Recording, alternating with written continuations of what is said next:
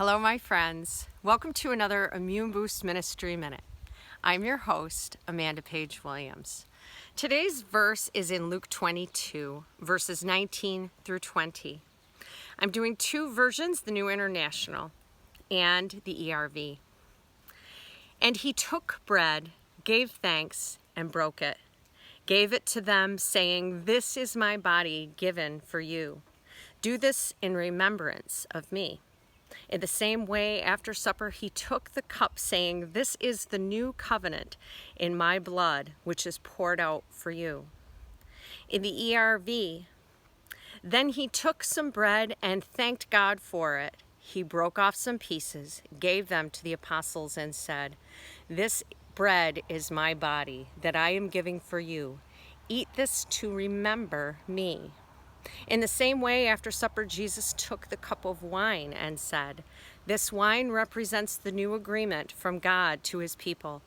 It will begin when my blood is poured out for you." Remember, he asked us to do that in remembrance of him. You know, I was thinking this morning as I was reading that, my heart just exploded with love for him. That he is so faithful and so amazing that he would take sin upon himself so that we could be free. Whew. Wow. Really think about what he did. I think about what he did, and it just blows me away.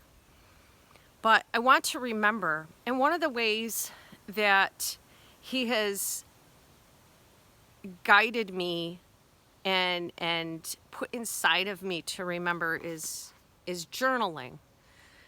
I started journaling, writing down prayers to him and writing down verses and writing down the verses on Sunday that my pastor would talk about, and doing some real searching using a journal. And I started to notice that he started really talking to me through this journal and helping me to remember how faithful he is.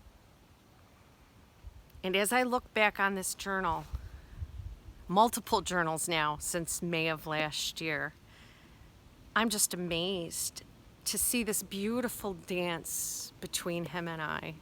He has taught me so much by being able to look back. And yes, he wants us to look ahead. He wants us to set our sights on him. He doesn't want us to dwell in bad things, but he wants us to focus on all the amazing things that he's done, on the things that he has. For example, Joseph said to his brothers, "What you meant to harm me, God used for good." When we're journaling, when we're remembering the good that God has done, it takes our focus off of the things that the devil meant to harm us with, and the fact that God is faithful and true, and God turned it around and used it to glorify him.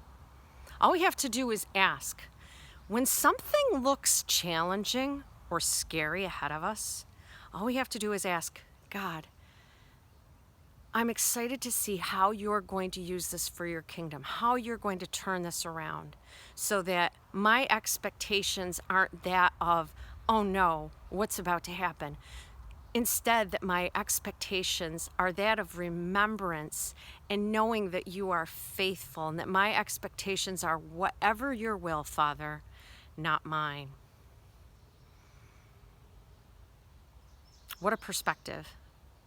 Remember all the good that he has done and set your focus on that. Folks, don't take my word for it. Read it for yourself. Dive into that chapter, read around it, and let him speak to you. I hope you have a wonderful day. Come back later on for Testimony Tuesday.